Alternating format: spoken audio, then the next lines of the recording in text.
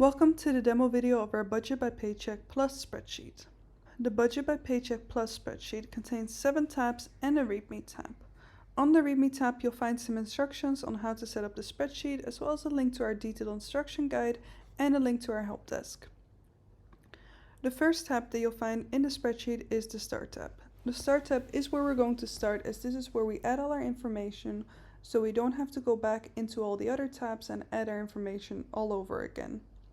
When we change it in the Start tab, it will update everywhere else. Now the first thing you're going to want to do is change the currency. To change the currency, all you do is double click on the $sign, hit the backspace button on your keyboard and type in a currency sign of your own. When you change it here, as you'll now see, it will update everywhere else. Now the next thing we're going to do is customize our subcategories. In total, you can add 15 income subcategories and 25 savings, bills, expenses, and debt categories. To change your subcategory, all you have to do is double click on the field, hit the backspace button on your keyboard and type a subcategory of your own. Now you can do this for every single subcategory. When we enter our due date, you will only have to enter the day number on the date that the bill is due. So for example, when the rent is due on the 1st of the month, you just enter 1. We've done this so it will update automatically in the calendar for you no matter what month you select. This way you don't have to come back to the Start tab and adjust this date every single time. Now when we enter our tabs, because the Debt Snowball tab is included in this spreadsheet, you're going to want to add your debts from smallest to largest. So if you had a lot of debts, it might be easiest to write them all down on a piece of paper and then add them one by one to make sure you don't have to come back and do this all over again. So let's say, for example, you're paying off a credit card and you're paying off some student loans. You just enter these here. Also for these, you add the due dates the same way as the bills. Now the next thing we're going to do is scroll down a little bit, and now we're going to add our savings and sinking funds, because when we add it here, it will automatically update on our savings tabs. So let's say your goal for your wedding is to save $10,000, you've already saved $5,000 and you put $250 each month towards your wedding. Now you do the same thing for travel and you do the same thing for home renovation. Now that we've added them here, when we go to our savings tab, you'll see that they've actually been updated for you, but we'll have a better look at how the saving tab works a little bit later. Now, the next thing you're going to do is set up your debt snowball. So the first thing you're going to add is your start date. So let's say, for example, it's currently October and we want to start paying off debt in November. You just double click on this field, the calendar will pop up and you just scroll to the 1st of November to select the date. The first thing you're going to do is add the amount for each debt. So for example, you might owe $5,000 on a credit card and you owe $10,000 towards your student loans. Now the minimum payment is $100 each and you just simply add the interest rates for both. And when you add this information here, now all this information will automatically be pre-filled in your Debt Snowball tab for you. Now you see that when you scroll down, is that your total of minimum payments is $200 each month. Now you might have some more money in your budget available that you could put towards paying off your debt each month. This amount is what we call the monthly extra. So let's say, for example, you currently have another $250 available every single month that you could put towards your debt. You add that amount here. The Start Extra is a one-time payment that you make towards your first debt the first time when you start your Debt Snowball. So let's say you have some money in savings, you have an extra $500 available, you can enter this amount here so you can jumpstart your debt payoff process. Now we've also added an annual bill section here. This is mainly just so you can keep a record of any other bills that you might have. This section won't show up in your log or your budget. It's just more of a little section for yourself that you can use if you would like to keep a record of these other bills as well. Now the next step we're going to have a better look at is our actual budget tab. Our budget tab will now be pre-filled with all the information that we have entered in the Start tab. The next thing we're going to do is add our planned amounts for each subcategory. The actual sections will update automatically for you, but you do have to enter the planned sections yourself. We have set the spreadsheet up in a way that you can add the planned or the budget amounts in the budget tab itself, that this way if you switch between paychecks or if you create a new paycheck, you can easily alter the amounts without having to go back and alter it in a different tab. So for example, for the paycheck from, let's say it is currently November, and you get paid bi-weekly, so you get paid on the 1st of November and this paycheck will last you till the 15th of November. For this paycheck you expect to receive $1,500. You also expect in this period to receive $500 worth of freelance money and maybe $250 worth of bonus. Now that we've added our income, we see that for this paycheck, there's $2,250 that is left that we can allocate between our plans section. Let's say, for example, you want to put $250 towards your wedding, another $100 towards your travel funds, and another $150 towards your home renovation. This total now updates on the bottom here, but it also updates on this little section over here, and it shows there's still $1,750 left to allocate between bills, expenses, and debts. So let's add some fictional amounts and have a better look at what this would look like. Now that we've added all our plans section and we can see there's nothing left to allocate, it is time to start adding transactions. So now you head to your log tab. So for example, on the 1st of November, you received your paycheck of $1,500. You can add that information here. Now let's say also on the 1st of November, you put $100 towards a debt payment. Now when you head to your budget tab, you'll be able to see that the actuals have been updated. So you earned $1,500 and you've spent $100. Based on this amount, since you've received $1,500 at this moment and you've spent $100, there's $1,400 left to spend, which you can see on the top as well as the bottom over here.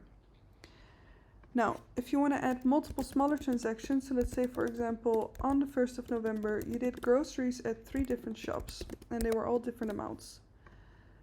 Now let's add these at expenses, and this was all towards food. This is a total of $135 that you put towards groceries. Now you'll see, but this has been automatically totaled for you. This way you don't have to do any calculations yourself, you just add the transaction in the log tab and the budget spreadsheet will do the work for you. We have set the spreadsheet up in a way that you can enter the start and end date of your paycheck yourself. So this way if you get paid weekly, bi-weekly, or if you like to track a month, you can just simply pick it in the top here.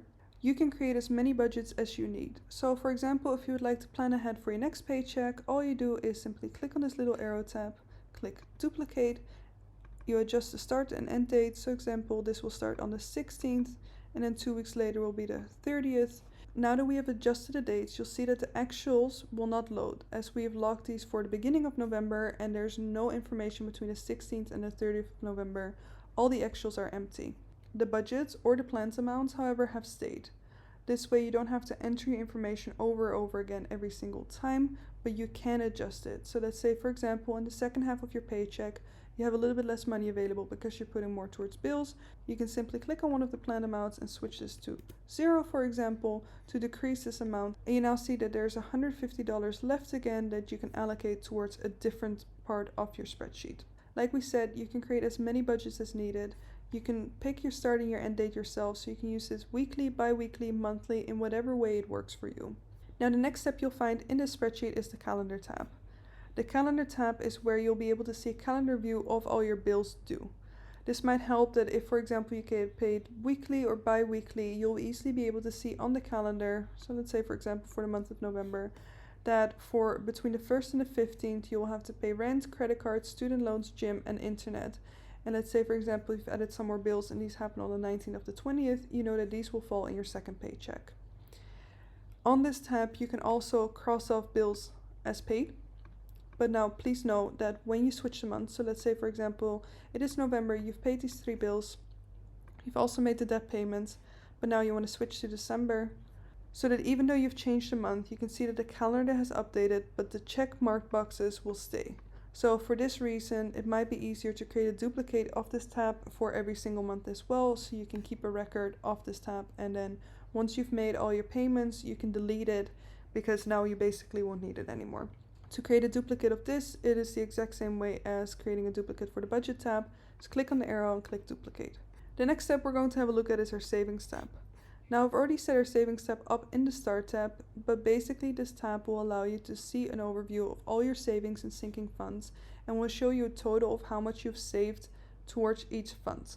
So for example, you want to save $10,000 for your wedding and you've already saved $5,000 and you want to put $250 towards this fund every single month. You'll now see that your current balance is $5,000 and that based on your monthly contribution, it will still take you 20 months to reach your goal. Now, if we go into the log tab and let's say we add $500 towards our wedding funds. Now, when we go to the savings tab, we can see that our balance has been updated and the amount of months left has been updated as well. So basically this tab will show you how much you've saved for every single fund individually. As you can track up to 25 subcategories in the spreadsheet, basically this means that you can also track up to 25 different savings or sinking funds in this tab. You also have a little bit of a graph overview here where you'll easily be able to see when you hover over the amounts how much there's left to save and how much you've saved. And on the top you'll also be able to see your total goal, how much you put towards your savings every month, how much you've saved in total, and how much there's left to save to reach that goal. Now the next step we're going to have a look at is our Debt Snowball tab. You've already pre-entered your information in the Start tab, so the Debt Snowball tab should already be loaded automatically for you. Now in orange you'll find an overview where you can see for each month what your total amount of debt will be at the end of the month. You'll also be able to see a breakdown of each payment and each balance for each debt individually. So when you scroll to the right, you'll be able to see basically up to the 25 debts. Now we've only added 2 debts, so we'll be able to see that for our credit card debt, based on the information we have entered, our debt will be paid off in December 2023, and our student loans, based on the information we have entered, will be paid off in August 2025. Now, since adding 25 debts and then having to search for each month how much you need to pay towards each debt can be a little bit of a tedious task, we have added an overview section on the left here. Now basically all you have to do is select a month. So for example, you want to start paying off debt in November.